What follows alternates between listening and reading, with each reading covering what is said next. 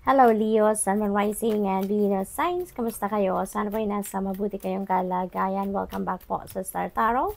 Kung bago kayo dito, welcome din kayo. Thank you sa inyong support. I truly appreciate it. God bless you all. Tingnan natin ang mga mensahe ni Leo. We have bloom, ayan, and attract more than butterflies. So parang panahon dito ni Leo para kayo ay mag-grow, para kayo ay mag-expand, para kayo ay mag-thrive, mag-evolve into the best version of yourself. So this is really beautiful opportunity para sa'yo. Merong success, merong tagumpay na makakamit kayo sa ngayon.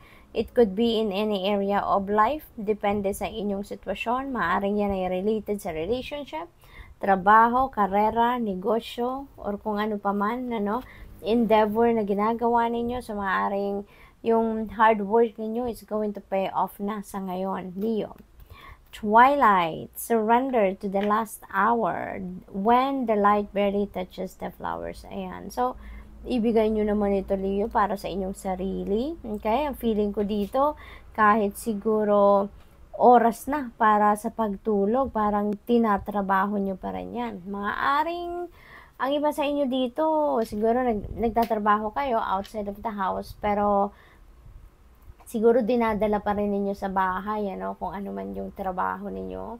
Imbes na dapat itutulog nyo na lang, imbes na magra-relax naman kayo bago kayo matulog, maaaring pinagpapatuloy nyo pa rin yung trabaho ninyo sa opisina, at dala-dala nyo pa rin yan sa bahay.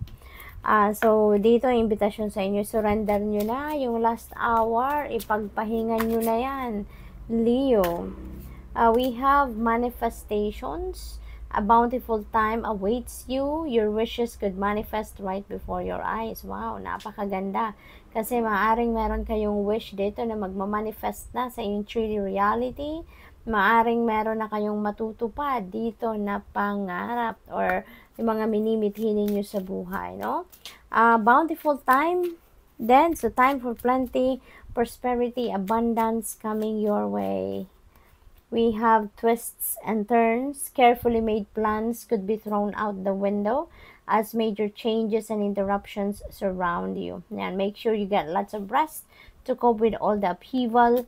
So, siguro meron ditong mga malaking pagbabago, This could be a major change.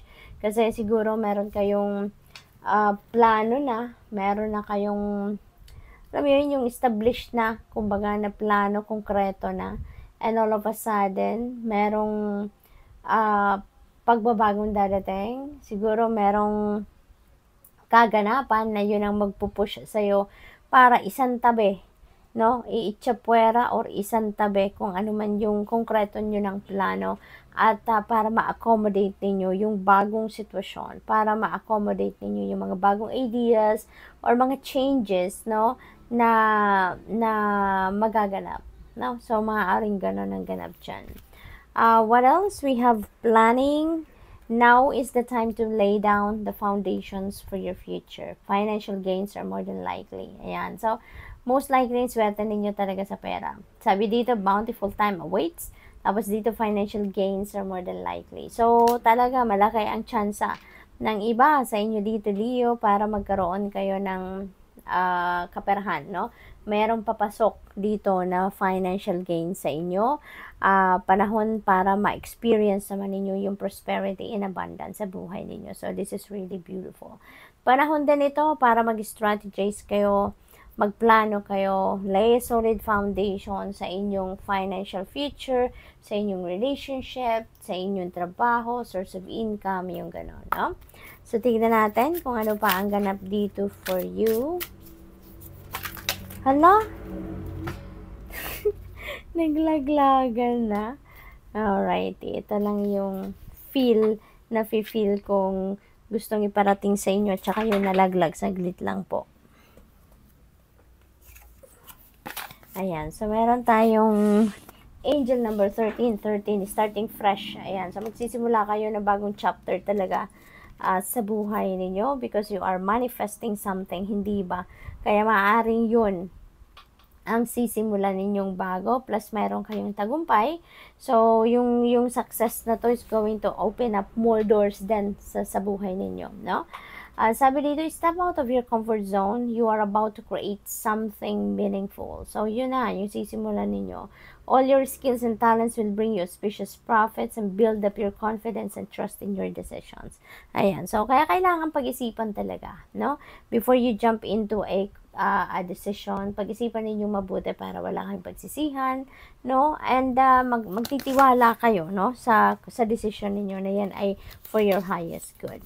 We have angel number 101, starting over. Wow, so ito starting fresh, starting over. So, maraming bagong simulain, ano, na gagawin kayo.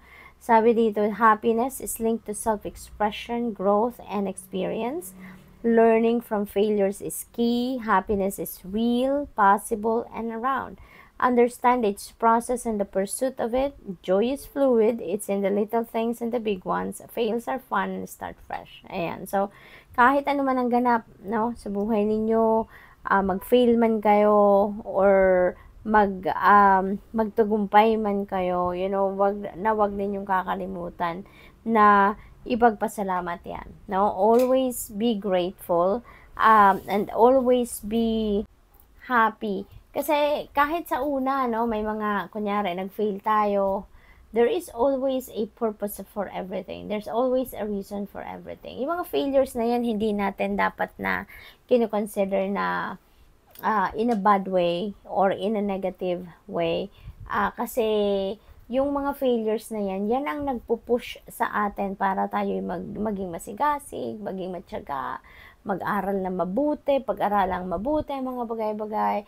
Yun ang nagpupush sa atin to greatness. Kasi kung hindi tayo bumagsak at one point, 'di ba? Masasanay na lang tayo yung parang nandun na lang tayo lagi sa comfort zone natin at hindi na tayo makakapag-isip pa na mag-grow, 'di ba? Na lumabas sa comfort zone natin, yung ganoon. Kaya lahat ng bagay may rason talaga. Tulad ng mga sinabi ko dyan na yung failure, no? Merong magandang epekto sa atin din ang failure. Kasi doon tayo natututo, doon tayo bumabangon, mas doon tayo nagiging malakas ang loob. 'Di ba? Maganda, no, ang kinakahinatnan ng isang taong nag-fail na sa buhay. Kaya maging masaya na lang tayo kahit ano man ang dumating, 'di ba? Kasi at the end of the day, ang resulta niyan is for our highest good. No, it's for our best interest pa rin. So, what else? We have 11-11, wish come true. Ayan, so swerte din ninyo ngayon kasi may mga wishes talaga kayo na magka-come to fruition. Diba sabi dito, your wishes could manifest right before your eyes. Tapos ito, wish come true. So, most likely, napakalaki ng tsansa dito na kayo ay magmamanifest talaga ng kung ano man ang inyong mga wishes, kung ano man ang mga minimithi ninyo sa buhay, no? Sabi dito, you're in for a lucky break. Suswertehin talaga kayo. It may come as happy news, experience, new opportunities, or an exciting acquaintance. You will find yourself in the right place at the right time. So, perfect timing talaga, no? Divine timing has come, kumbaga, sa buhay ninyo.